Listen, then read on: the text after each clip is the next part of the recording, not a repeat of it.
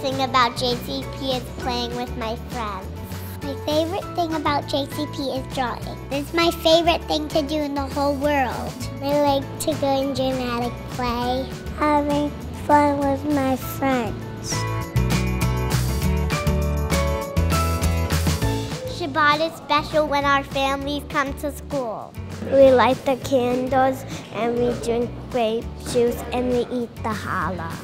The most important thing is learning how to be Jewish. If I'm going to be religious, I need to know how.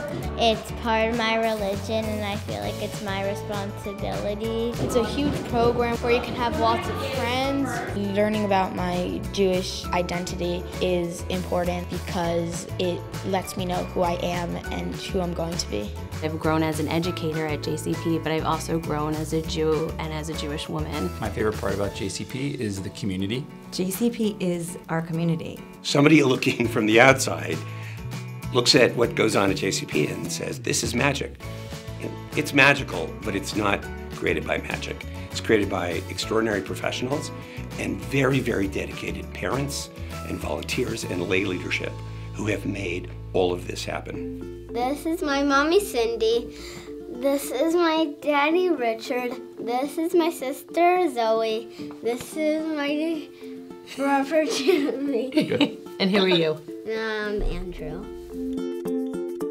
Cindy and Richard are amazing. They're among the people who make me smile the most when I see them. Cindy and Richard are a force of nature. Richard and Andrew have got me to a Patriot fan. I am extremely happy of that. You have to see how many of Andrew's little friends whose parents have grown up pretty much in the New York area are all wearing Tom Brady jerseys to school. Well, it's always easy to follow a winning team, I guess. Go Patriots. Every time they go on vacation somewhere, he wants to move there. Yeah, it's true. They went to an Alaskan cruise, he wanted to move to Alaska. Yes. Catch a can.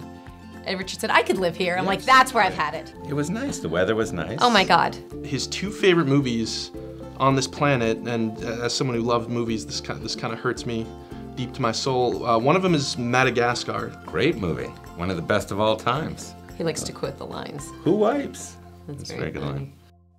When I met Cindy, it was love at first sight, really, at JCP. Cindy is a very kind person. She's very warm. She just can make anyone feel special. They're both extremely passionate people about a lot of things, about pretty much anything they care about. Richard and Cindy are definitely people that when they start to get involved with something, they want to go full force. It's their nature to connect to things that they really believe in. Cindy and Richard set an example like two people I've not really seen. When called upon, they're there. Their kindness, their warmth, their humor, their commitment, all of these things are just absolutely contagious.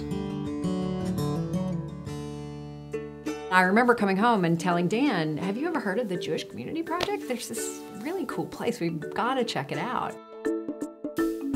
I've coached Little League Baseball with Dan since our kids were 5 years old.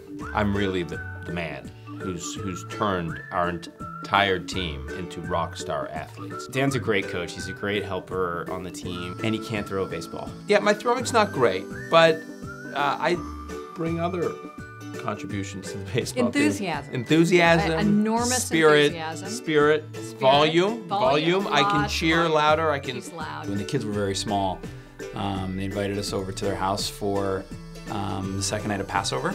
And Dan turned to me and said, so do you want to wear the headdress or do you want to, hold the frogs? One year I thought to really make the plagues come alive and telling that part of the story. Actually make the plagues come alive. I went to a pet store and I bought live frogs. And my thought was when we got to the frog part of the story of the 10 plagues, I would burst out a bunch of live frogs, not thinking through how Campbell would react to live frogs jumping all over the apartment. But the kids loved it. Campbell and Dan, like everything else, give parenting 100%. Some of the things I love doing with them are going to Jets games, cuddling in bed on Saturdays. Dan and Campbell taught Asher and Eli the importance of family, the importance of community, They are role models at JCP. Dan and Campbell understand what it means to build community and how important it is to bring people together around Jewish life. They always find the time to balance professional lives, personal lives, and their dedication to the community. They've been intricate thought leaders and intricate members in building the community. I feel like Dan and Campbell make it one of their missions in life to make community happen for JCP.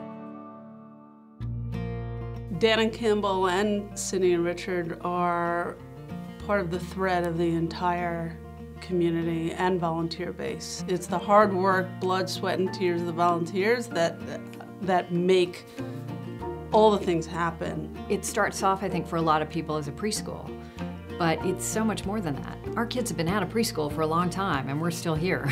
Right, and they can't get rid of us. I mean, tried. Neither one of us grew up incredibly religious, and just really from being involved with JCP, we do Shabbat dinners on Friday nights, and we invite families over. That's like a little spark that started with JCP. I feel like it makes us a better family. I converted to Judaism, so we weren't quite sure like where we were gonna end up. The kids kind of drove it. What they learned at JCP, what they came home with, began to define what our Jewish life was like at home. Coming from a family that had to move countries because we were Jewish, it's so important to contribute to the Jewish community that you live in. And for us, JCP really represents the Jewish community where we live. It really comes down to the people and the relationships. We've grown together as friends and parents. It's become such a meaningful part of my life.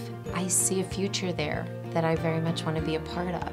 JCP is a fascinating experiment for American Jewish life. And at a time when there are so many organizations in search of an audience, JCP almost has the opposite problem. There's so much demand.